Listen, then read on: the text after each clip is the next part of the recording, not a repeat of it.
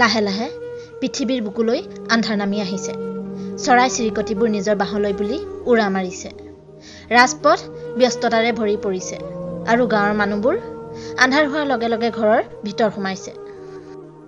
মানুহৰ ব্যস্ততাপূৰ্ণ জীৱনত সকলো ব্যস্ত যদিও এটা ৮-১০ বছৰীয়া ল'ৰাই কিন্তু প্ৰতিদিনে এইকণ সময়ত বাৰাণ্ডাখনতে বহি পদূলিৰ ফালে চাই থাকে।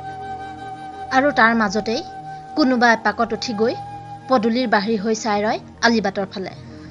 এটা সময়ত হাতত তালি টোপোলা বান্ধি ঘামেৰে জুৰুলি জুপুৰি হৈ থৰক বৰক খোজেৰে ঘৰ ওলাইহি তাৰ মাকজনী। মাকক দেখাৰ লগে লগেই লৰ দিয়ে মাকৰ ওচৰলৈ আৰু মাকৰ হাতৰ পৰা তালি টোপোলাবোৰ লৈ থেৰু গেৰুগৈ আগবাঢ়ে ঘৰৰ ভিতৰলৈ।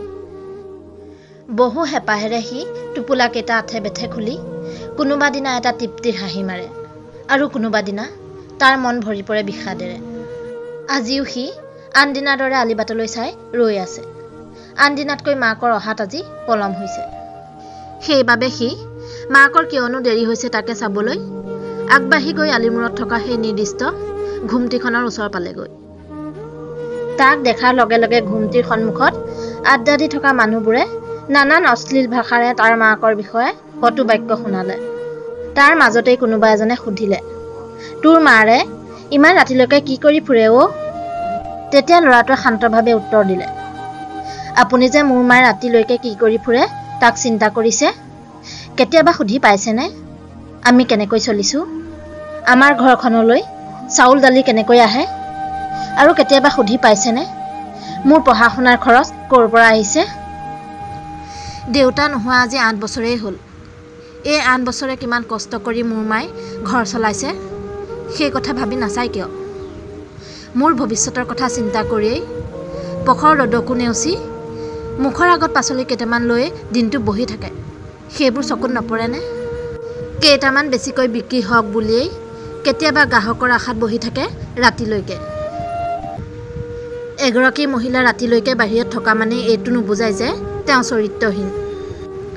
মোৰ মায়ে বাহিৰত মোৰ দেউতা হৈ কাম কৰে আৰু ৰাতি হ'লে মোৰ মা হৈ কাম কৰে ঘৰত।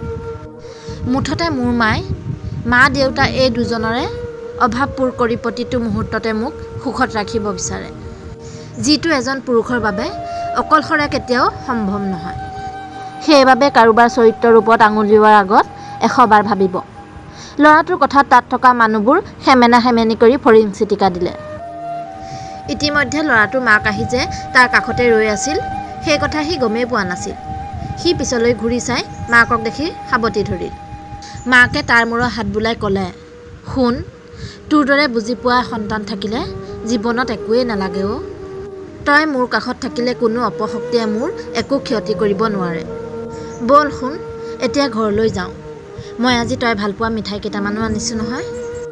সেই বুলি কৈয়েই সেন্দুৰীয়া আলিবাটটোৰে সিহঁত দুয়ো খৰখোজেৰে ঘৰলৈ বুলি আগবাঢ়ে।